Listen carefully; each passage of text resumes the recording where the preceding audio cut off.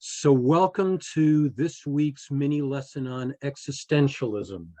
And as we talk about existentialism, we'll keep our eye on this little guy because this little guy is an individual walking through life, and whatever experiences he or she or they have as they travel along are really what's most important for existentialists. So putting existentialism in context, idealists were interested in form. They really weren't that interested in matter, so form came first. Realists looked at form and matter as coming together, understanding form and matter, understanding matter in particular, was important to understanding the whole picture of what reality was. For pragmatists, really doesn't matter. Form, matter, what's in the mind, what's in the world, does it work? That's the key. And for existentialism and existentialists, matter is really important. It comes before form. In fact, form doesn't matter for existentialists. For existentialists, matter is the thing that makes reality. So existentialists are really interested in defining the person. And defining the person is the purpose of life. Each of us as individuals goes through life, goes through our experiences, and in that process defines who we are. There are no external forces, there are no hierarchies, religion doesn't matter, and in some cases, education and schooling doesn't matter. What matters is what we see, what we do, what we experience as people, as individuals, and how that helps us develop into authentic individuals and authentic people. So we are responsible for what we do. We don't have to look outside of ourselves to develop any kind of axiological or ethical construct. We develop that within ourselves based on our lives. So we're responsible for ourselves. We give our own lives meaning. So whatever happens to us, we decide and see and develop meaning out of those experiences. This makes truth relative. So it's completely opposite to the idealist and the realist vision of truth, that there's some sort of truth outside of us. For the idealist, it's in the great mind. For the realist, it's in natural law. Truth is relative, and we create it and develop it ourselves. So the focus in existentialism, as Knight says, is on axiology. Idealism and realism focused on metaphysics. What is reality? Where does it come from? Pragmatists focused on epistemology. How do we come to know things?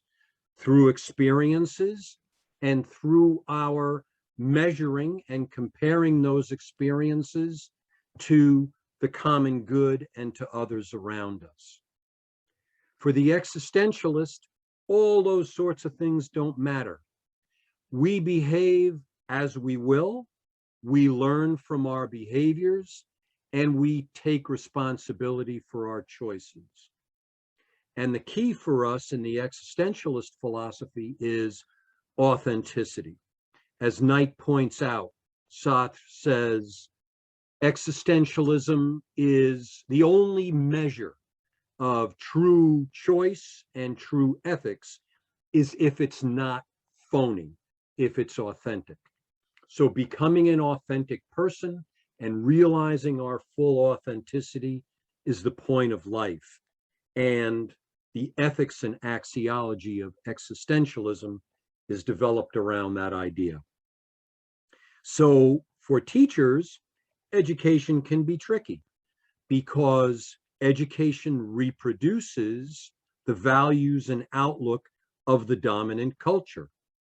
So if we look at something like critical race theory now, we recognize the fact that part of that backlash is against the social studies curriculum, which has overlooked a big portion of United States history that is based on the Black experience, economically, culturally, and politically.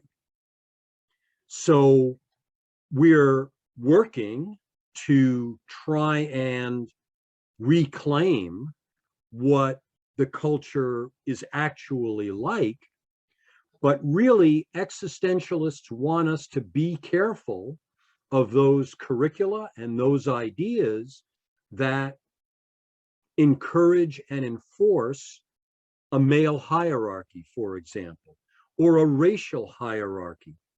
We need to get the full picture in order to be able to make responsible choices. So that's where the teacher comes in.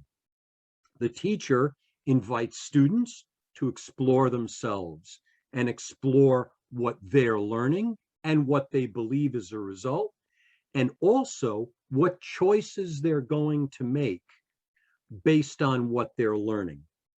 So the humanities are important because in literature, in social studies, in sociology, psychology, those typical applied behavioral sciences, we're looking at choice. We're looking at positives and negatives, and we're encouraging through those kinds of humanistic disciplines, we're encouraging the understanding of who we are and what kinds of good choices we can make.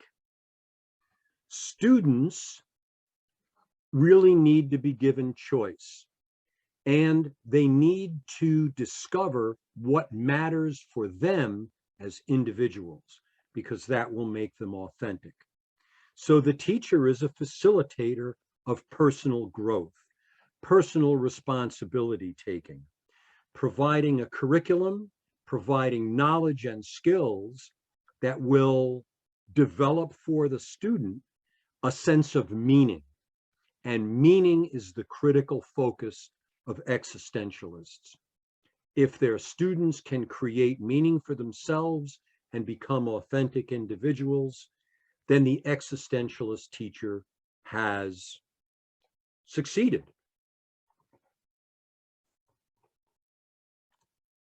So thank you.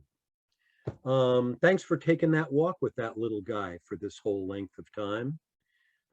Again, I'm really grateful to all your teaching me and all your wonderful ideas. We're going to be wrapping up the semester in a couple of weeks. There are a couple of projects and parts of a project that I'm going to provide for you in the coming days, really, as part of this particular module on existentialism. So take a look at those, and we'll begin to work on those and complete those by the end of the semester.